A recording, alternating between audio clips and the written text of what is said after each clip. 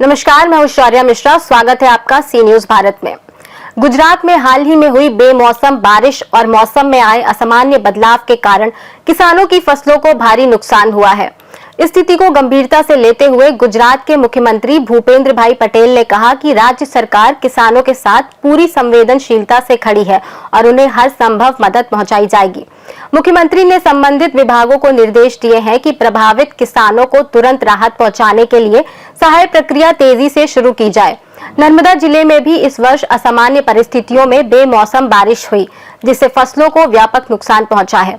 राज्य सरकार ने इन हालातों को देखते हुए तत्काल सर्वे और सहायता कार्य शुरू करने का निर्णय लिया है।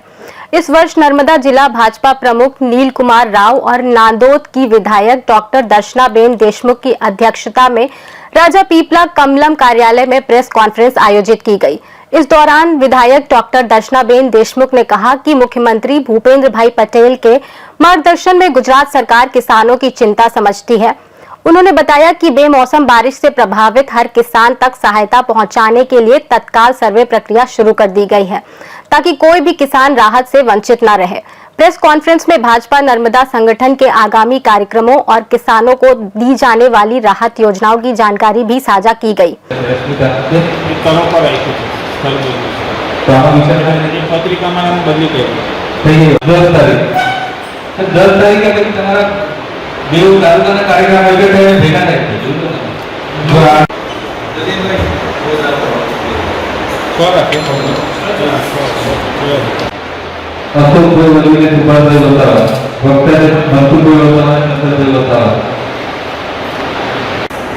खाली देखाड़ा पूरतो कार्यक्रम करवो होय ने एवी रीते करवो होय तो मारो आग्रह है कि आपणे नहीं करवो।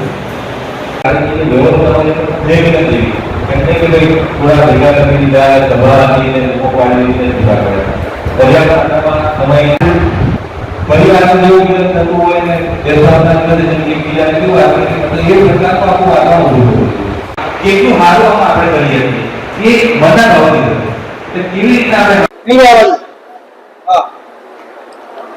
સમગ્ર ગુજરાતભરમાં કમોસમી વરસાદ જોરદાર રીતે પડી રહ્યો છે, ત્યારે આ વિસ્તારના ધરતીપુત્રો કે જગતના તાત એવા સર્વે ખેડૂતોને પણ આ વરસાદના લીધે એમના ઊભા પાકમાં કે પછી પાક કાઢી લીધા પછી ખડામાં મૂકેલા પાકમાં પણ અતિશય નુકસાન થયું છે। નર્મદા જિલ્લામાં પણ ડાંગર છે, જુવાર છે, બાજરી છે, તુવરનો પાક છે, સોયાબીનનો પાક છે, મકાઈ છે, આ બધામાં જ અને સાથે સાથે કપાસના પાકમાં પણ ખૂબ જ નુકસાન થયું છે અને એના પરિણામને લઈને આજે ખેડૂતોની હાલત પણ ખૂબ જ દયનીય થઈ ગઈ છે। ત્યારે ગુજરાતના સંવેદનશીલ મુખ્યમંત્રી માન્ય શ્રી ભૂપેન્દ્રભાઈજી પટેલની સરકારમાં આ નિર્ણય કરવામાં આવ્યો છે કે આ ખેડૂતોને સર્વેને એમના પાકનું વળતર સારી રીતે મળી રહે અને એમની આ તકલીફમાં સાથે ઊભા રહીને